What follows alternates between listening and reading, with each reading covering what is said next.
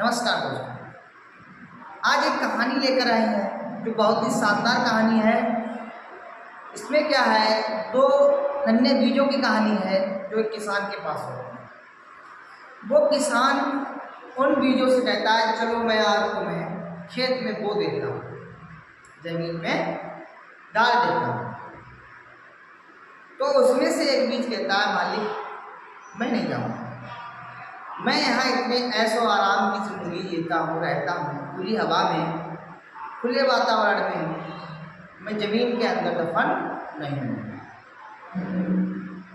तो दूसरे बीज ने उसे समझाया कि भाई यहाँ रहने से तुम जहाँ हो वहीं रह जाओ, तुम्हारा कोई महत्व नहीं है, आगे नहीं बढ़ पाओगे, जीवन में कुछ कर नहीं पाओगे।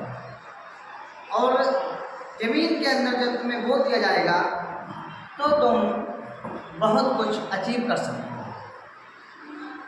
लेकिन उस दूसरे बीज के कुछ भी समझ में नहीं आया।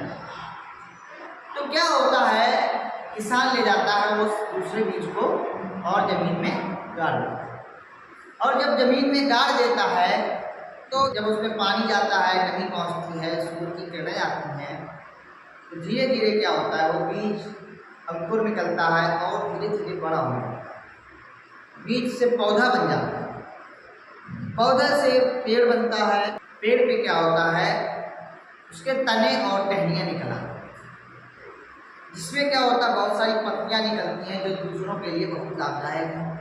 उस पेड़ पर कई सारे पक्षी आकर अपना निवास बनाने लगते हैं, कई सारे पक्षी रहने लगते हैं। रास्ता गिराता और पेड़ की छाया में बैठता है, तो वह पेड़ इतना लाभदायक हो गया कि दूसरे लोग आते हैं और तारीफ करते हैं पेड़ की, कहते हैं कितना सुंदर पेड़, कितना अच्छा है, छाया देता। तो उस पेड़ ने क्या किया, सफलता मिल गई। वैसे ही वो दूसरा बीज था, क्या होता है, एक दिन एक चिड़िया आती है, उसको चोंच में दबाती दे जाती है और उसको क्या करती है, खा जाती है। कहने का तात्पर्य क्या है, इस कहानी से हमें क्या सीख मिलती है? जब हमें अगर ऊपर बढ़ना है, हमें कुछ अचीव करना है, कुछ पाना है, तो उस बीज की तरह अंधेरे में जाना, जमीन में दफन होना पड़ेगा, संघर्ष करना पड़ेगा, मुसीबतें झेलनी पड़ेंगी। ना कि ऐसो आराम से बैठे रहने से, हाथ पे हाथ रख के बैठे रहने से आप सफलता पाएंगे। आप अपना जीवन नष्ट कर लेंगे यदि आप चुपचाप बैठे रहेंगे।